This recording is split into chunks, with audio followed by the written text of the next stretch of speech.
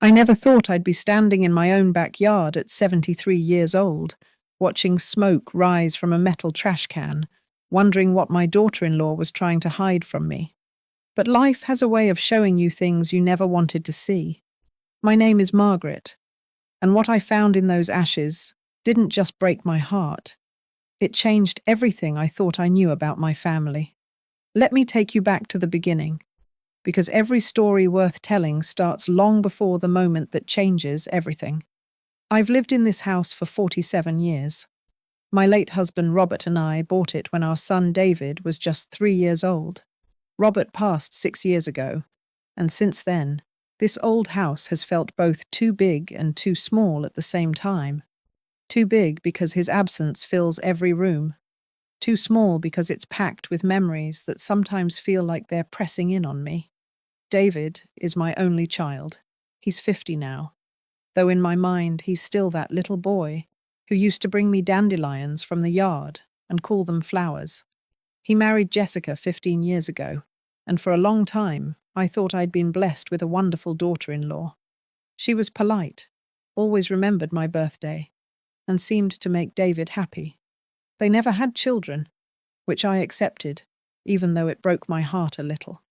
Not everyone wants to be a parent, and that's their choice to make. After Robert died, David and Jessica started visiting more often. Every Sunday they'd come for dinner. Jessica would help me in the kitchen, and we'd talk about recipes and gardening and the little things that make up a life. I thought we were close. I really did. About 2 years ago, things started to shift. Small things at first. Jessica would seem distracted during our visits. She'd check her phone more often, excuse herself to take calls in another room. David seemed stressed too, always tired, dark circles under his eyes. When I'd ask if everything was okay, they'd both smile and say work was just busy. I'm old, but I'm not blind. I knew something was wrong. Then last spring, David asked if they could move in with me. Just temporarily, he said. They were having some financial difficulties and needed to save money. Of course I said yes. This house has plenty of room and, honestly, I was grateful for the company. Living alone at my age gets lonely, even when you're used to it. They moved into the guest room upstairs. At first, it was nice having them there. The house felt alive again, filled with voices and movement. I'd make breakfast every morning, and we'd sit together at the kitchen table like a real family.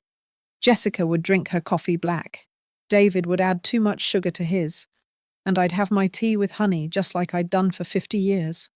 But something was off. I couldn't quite put my finger on it. Jessica had become quieter, more withdrawn. She'd spend hours in their room with the door closed. When she came down for meals, she barely touched her food. I noticed she'd lost weight. Her clothes hung looser on her frame, and there were shadows under her eyes that makeup couldn't quite hide. I asked David about it one afternoon when Jessica was out. We were sitting on the back porch, and he was staring off into the distance with this lost look on his face. "Is Jessica okay?" I asked gently. She seemed so sad lately. David didn't answer right away. He just kept staring at the oak tree in the yard, the same tree he'd climbed as a boy. "She's fine, Mum," he finally said, "just stressed about work." But his voice had that hollow quality that told me he was lying. Not to me, to himself. I didn't push it. I've learned over the years that sometimes people need space to work through their troubles. But I kept watching, kept worrying in that quiet way that mothers do. Then came the day that changed everything. It was a Tuesday morning in late September. The air had that crisp quality that signals fall is truly here. David had left early for work, and Jessica was still upstairs.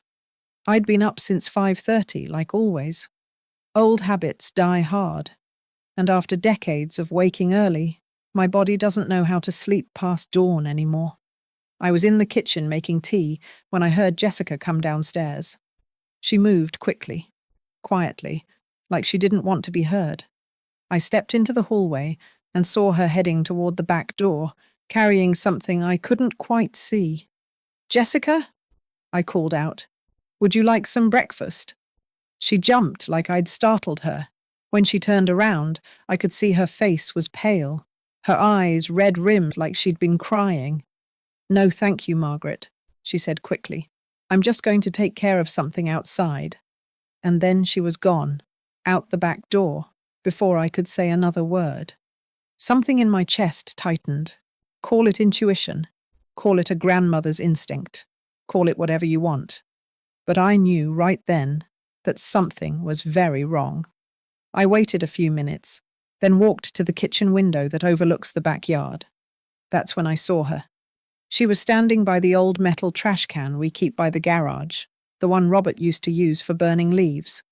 She'd lit a fire inside it, and she was feeding something into the flames. Papers. She was burning papers. My first thought was that she was just getting rid of old documents, but the way she stood there, the way her shoulders shook, the way she wiped at her eyes between each piece she dropped into the fire. This wasn't someone doing a simple chore. This was someone destroying something that mattered. I should have gone back to my tea. I should have respected her privacy, but I couldn't.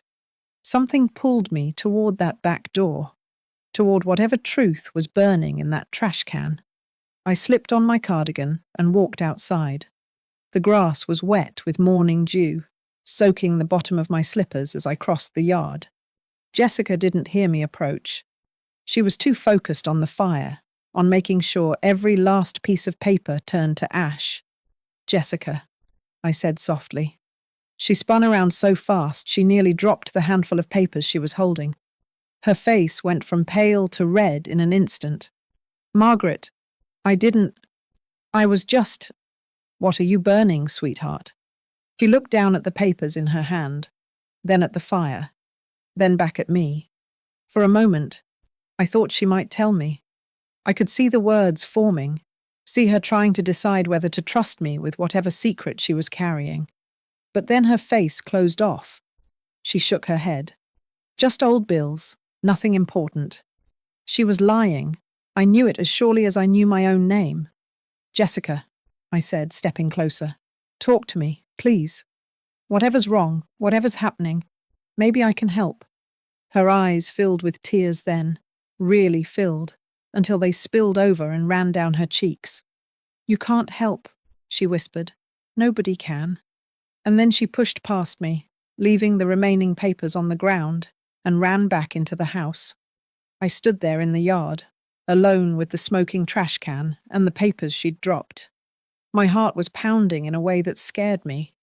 I'm old enough to know that stress isn't good for someone my age, but I couldn't help it. I looked down at the papers at my feet. Most were already partially burned, edges black and curling. But one had landed face up, and even from where I stood, I could see handwriting on it. Familiar handwriting. I bent down slowly. My knees protested, but I managed. I picked up the paper with trembling hands.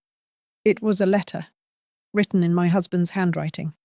My Robert's handwriting, which I'd recognize anywhere even though he'd been gone for 6 years. The paper was singed at the edges, but I could still read most of it. It was dated 3 months before he passed away. My dearest Jessica, it began. I felt the world tilt sideways. My dearest Jessica. I sat down right there on the wet grass, not caring about my clothes or the cold seeping through. I read the letter, and then I understood why Jessica had been trying to burn it, why she'd looked so broken, why everything in my family had been falling apart. The letter was an apology. Robert was apologizing to Jessica, apologizing for something he'd done, apologizing for a mistake he'd made that had hurt her deeply. The details were vague, written in that careful way people use when they're trying to confess without fully confessing, but the meaning was clear enough. My husband, my Robert, who I'd loved for 44 years, who I'd thought I knew better than anyone, had done something to hurt Jessica, something that had driven a wedge between her and David, something that had been poisoning my family for years, even before he died. I sat there in the wet grass, holding that letter, and felt my entire understanding of my life crumble. How long I sat there, I don't know. long enough for my slippers to soak through completely, long enough for the fire in the trash can to die down to embers, long enough for the tears to come and go and come again. Finally, I stood up. My legs felt weak, but I made it back to the house. The letter was still in my hand, along with two other partially burned pages I'd gathered from the ground. Inside, the house was quiet. Jessica must have gone back upstairs. I went to the living room and sat in Robert's old chair, the one I'd kept exactly as he'd left it. I smoothed out the letters on my lap and read them again, more carefully this time. There were 3 in total. 3 letters from Robert to Jessica, all written in the last 6 months of his life. The cancer had been eating away at him, but his handwriting was still strong, still clear. He'd known he was dying, and he'd wanted to make things right before he went. From what I could piece together, Robert had done something years ago that had hurt Jessica badly. He'd said something, or done something, that had made her feel unwelcome in our family. The letters didn't give me all the details, but they painted a picture of a man who'd realized too late how his actions had consequences. "I never understood how my words could wound," one letter said. "I thought I was protecting my son, but I was only pushing away someone he loved. I was only causing pain where I should have offered acceptance. Protecting his son. From what? From Jessica." My mind raced back through the years, trying to remember. Robert had never said anything negative about Jessica to me, but then again, men of his generation weren't always open about their feelings. He'd grown up in a time when emotions were kept private, when men didn't talk about what bothered them. Had he said something to Jessica? Had he treated her differently when I wasn't around? I thought about the early years of David and Jessica's marriage, how Jessica had always seemed a bit nervous around Robert, how she'd been polite but distant. I'd assumed she was just shy, that she needed time to warm up to us. But what if it had been something else? What if Robert had made her feel unwanted, and I'd been too blind to see it? The 3rd letter was the most heartbreaking. It was clearly written near the end, when Robert was very sick. His handwriting was shakier, the lines uneven. "I don't have much time left," he wrote, "and I need you to know that none of this was your fault. You're a good woman, Jessica. You've made my son happy, and that's all I should have cared about from the beginning. I'm sorry I let my own fears and prejudices get in the way. I'm sorry I made you feel less than welcome in this family. Please, if you can, forgive an old fool who didn't know any better until it was too late." I read that line over and over. Fears and prejudices. What did that mean? And then, like a flash of lightning, I remembered. It was at their wedding reception, 15 years ago. I'd gone to find Robert, to tell him it was time for the father-son dance. I'd found him in the hallway outside the reception hall, talking to his brother James. They hadn't seen me approach, and I'd heard James say something like, "Well, at least she seems nice, even if she's not what you expected for David." And Robert had replied, "I just hope he knows what he's getting into." I'd thought nothing of it at the time, just typical father-of-the-groom nervousness. But now, thinking back, I remembered the tone of his voice. There had been something in it, something I'd missed. Jessica's maiden name was Rodriguez. Her mother was from Mexico, her father from Puerto Rico. Jessica herself had been born in Arizona, was as American as anyone, but she had beautiful brown skin and dark eyes and a Spanish surname. And Robert, my Robert, who I'd thought was a good man, had been raised in a time and place where people weren't always kind about such things. My hands shook as the realization hit me. Robert had said something to Jessica about her heritage. He'd made her feel unwelcome because of where her family came from, and she'd carried that hurt for 15 years, keeping quiet about it to protect David, to keep the family together. I felt sick, actually physically sick. How had I not seen it? How had I been so blind? I heard footsteps on the stairs. Jessica appeared in the doorway, and when she saw me sitting there with the letters in my lap, her face went white. "Margaret, sit down." I said quietly. Please. She hesitated, then slowly walked into the room and sat on the edge of the sofa. She looked terrified, like a child waiting to be punished. I found these, I said, holding up the letters. After you ran inside. She closed her eyes. A tear rolled down her cheek. I was going to burn them all, she whispered. I didn't want anyone to ever see them. I didn't want to hurt you. Tell me what happened, I said. Please, Jessica. I need to know the truth. She was quiet for a long moment, her hands twisted together in her lap. When she finally spoke, her voice was so soft, I had to lean forward to hear her. It was at our wedding, she said. Robert pulled me aside during the reception. He'd been drinking a little, and I thought he just wanted to give me some fatherly advice or welcome me to the family. But instead, she paused, swallowing hard. He told me that I needed to understand that the Hendersons were a certain kind of family, that we had standards and traditions. He said he hoped I wouldn't try to change David or make him into something he wasn't. And then he said, her voice broke. He said he hoped any children we had would take after the Henderson side. The words hung in the air like poison. I felt something break inside my chest. Oh, Jessica, I breathed. He apologized later, she said quickly. After David and I decided not to have children, Robert figured out that his words were part of the reason. I'd never told David exactly what he said, but Robert knew. He knew he'd hurt me so badly that I couldn't imagine bringing a child into a family where their grandfather might not fully accept them. The tears were flowing freely now, for both of us. He wrote me those letters before he died, Jessica continued. He was trying to make amends.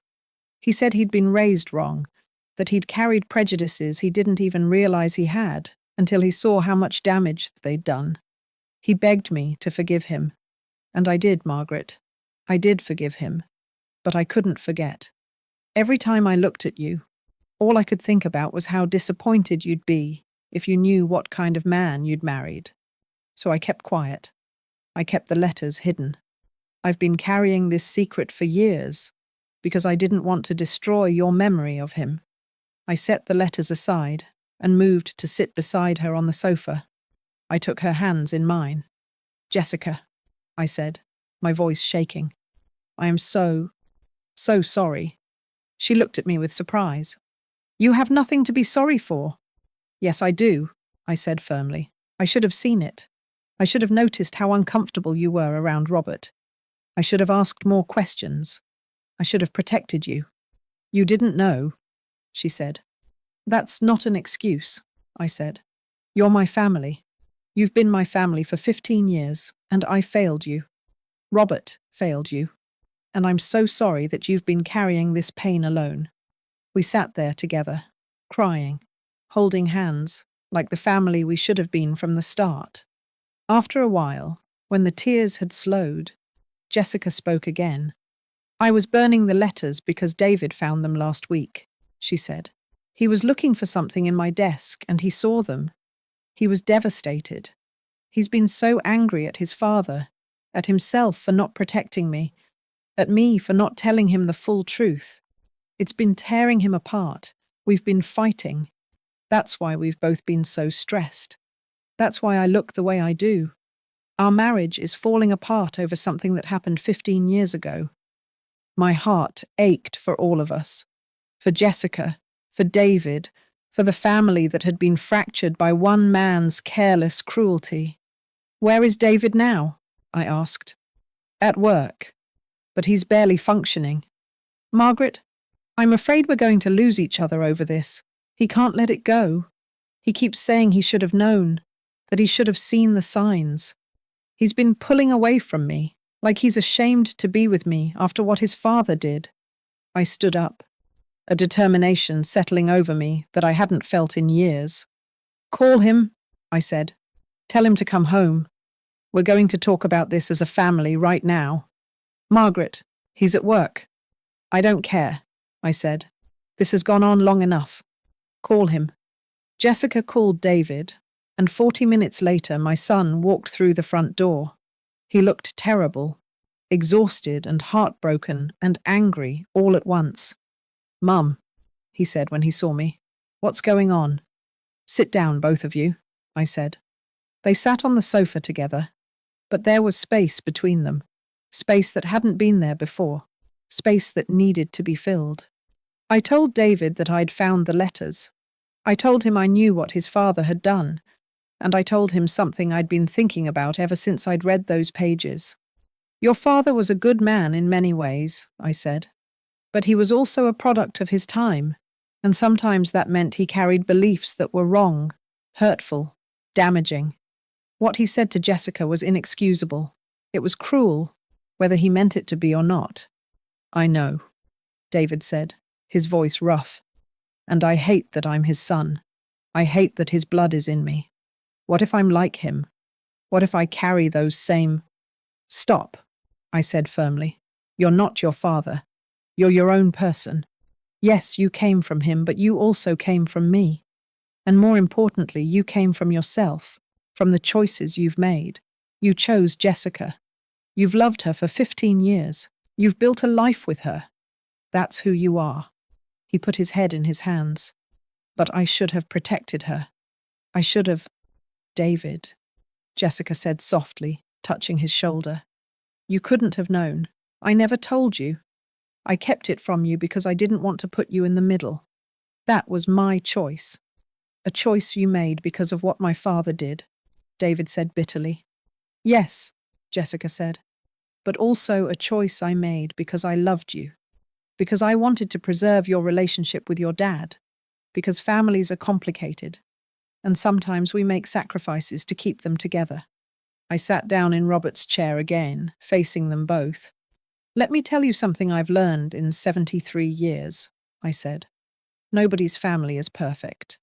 Every family has secrets, has hurts, has moments they're not proud of.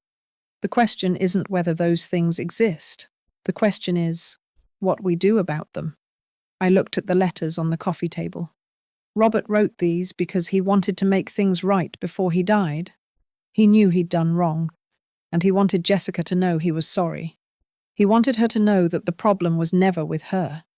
It was with him, with the way he'd been raised, with beliefs he'd never examined, until it was almost too late. "But it was too late," David said. "The damage was done." "Some damage can't be undone," I agreed. "But that doesn't mean we can't heal. Jessica, you forgave Robert before he died. That took incredible strength and grace. But now I think you need to do something even harder." She looked at me questioningly. "You need to forgive yourself," I said, "for keeping the secret, for carrying this burden alone, for trying to protect everyone else at the expense of your own pain." Fresh tears rolled down her cheeks.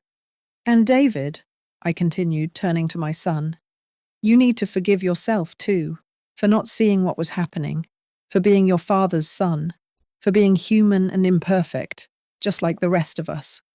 "I don't know how," he said quietly. "You start by choosing," I said.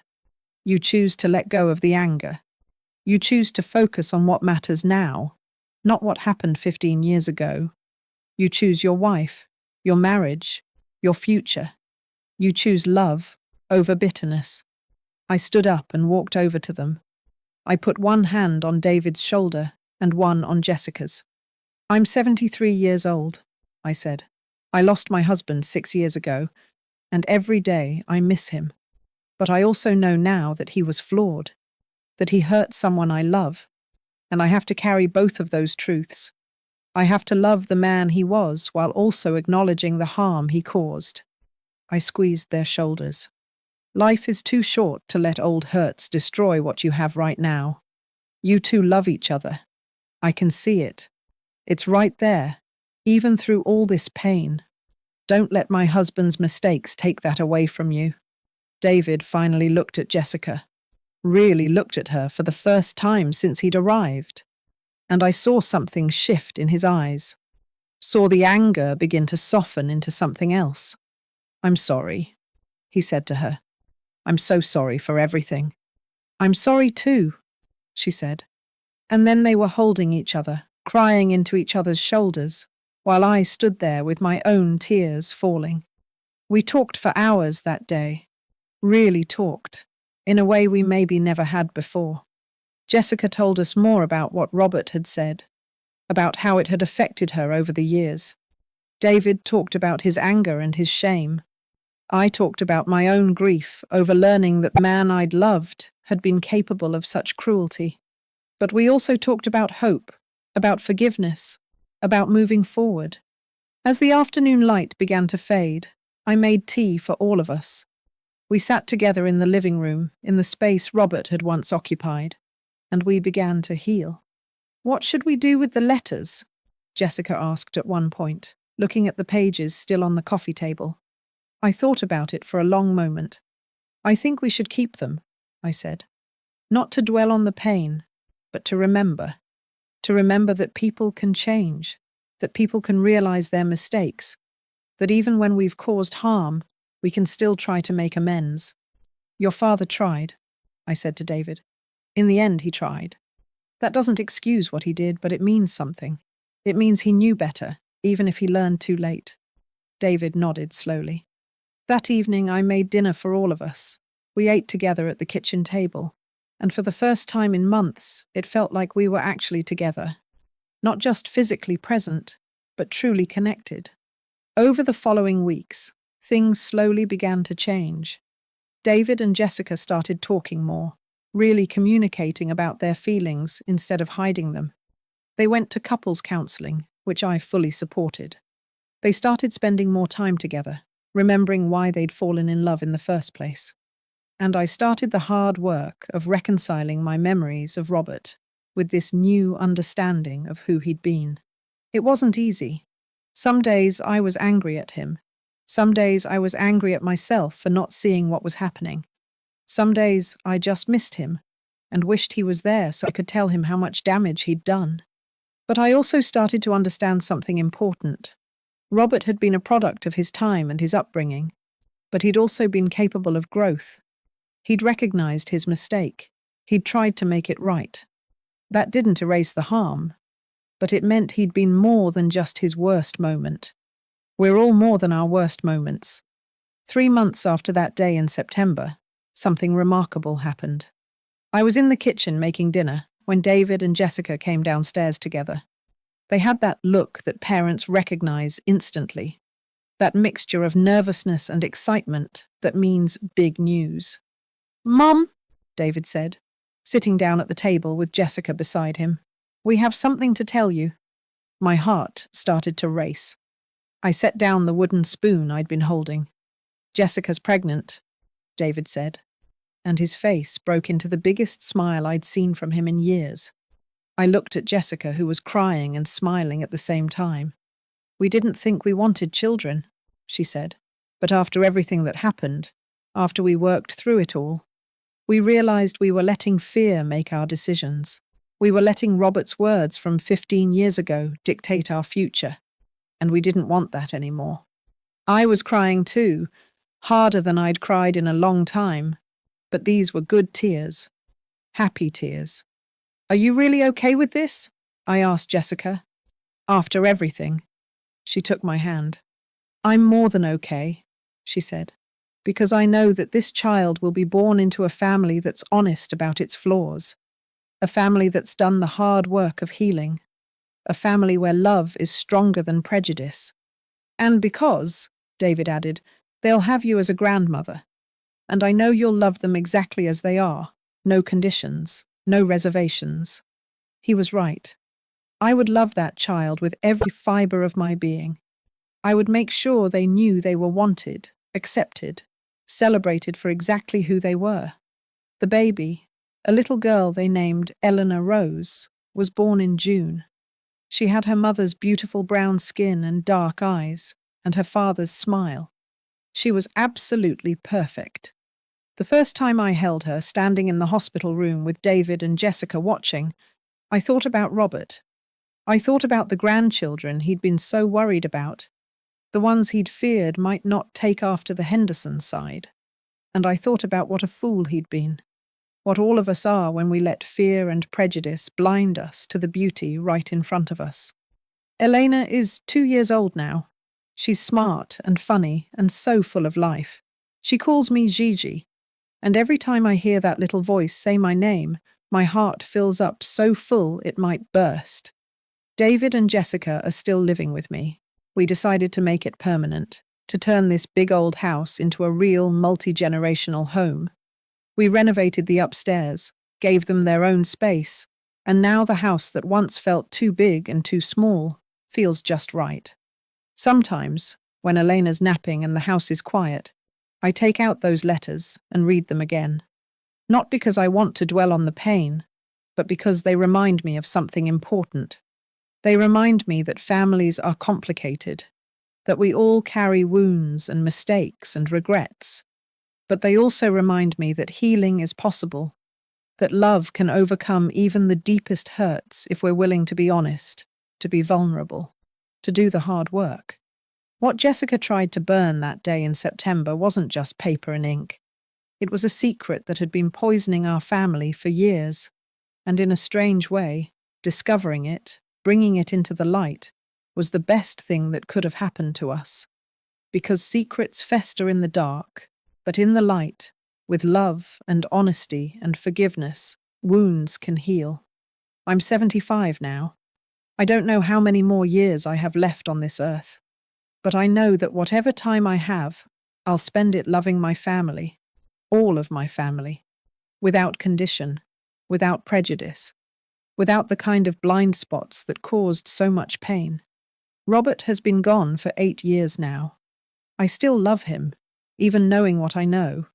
But I also understand that love doesn't mean ignoring someone's flaws.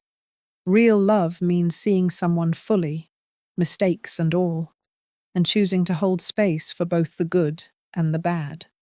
I've taught Elena a little song that we sing together. It's simple, just a few lines about love and family and kindness. Sometimes when we're singing it, I think about all the things I want her to know as she grows up. I want her to know that she is loved exactly as she is, that her heritage, all of it, is something to be celebrated. That family isn't about blood or tradition or taking after anyone. It's about the people who choose to love you and stand by you and do the hard work of building something real together. I want her to know that people make mistakes, sometimes terrible ones, but that doesn't mean we're beyond redemption.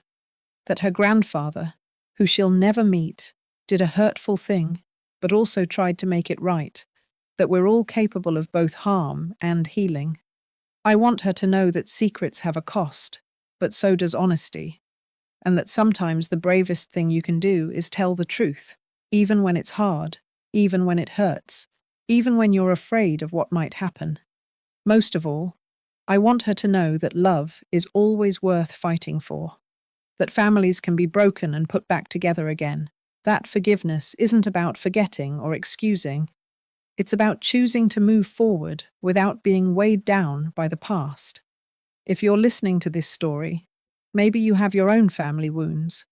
Maybe there are secrets in your home, hurts that haven't been addressed, words that can't be taken back.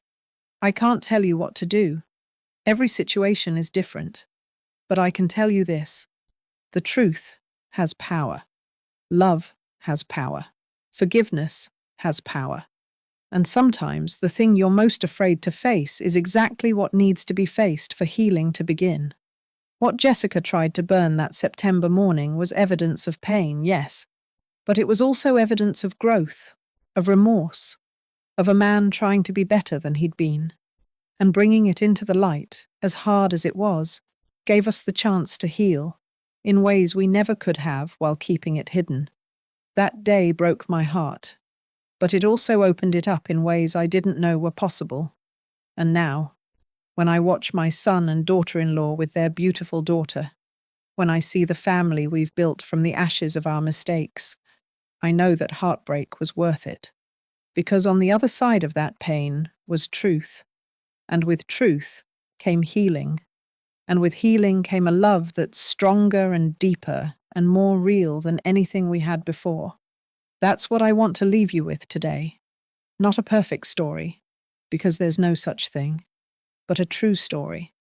A story about how families stumble and fall and pick themselves back up again. A story about how love, real love, doesn't mean never making mistakes. It means having the courage to face them when we do. Thank you for listening to an old woman's story. Thank you for letting me share this with you. And if there's anything you take away from what I've told you, I hope it's this. It's never too late to heal. It's never too late to choose love over fear. It's never too late to build the family you wish you'd had from the start. Elena is calling for me now. Her little voice carries through this old house, filling it with the sound of the future. A future that's brighter because we were brave enough to face our past. This is Margaret, signing off. And remember, what matters most isn't where you've been. It's where you're going and who you're bringing with you on the journey.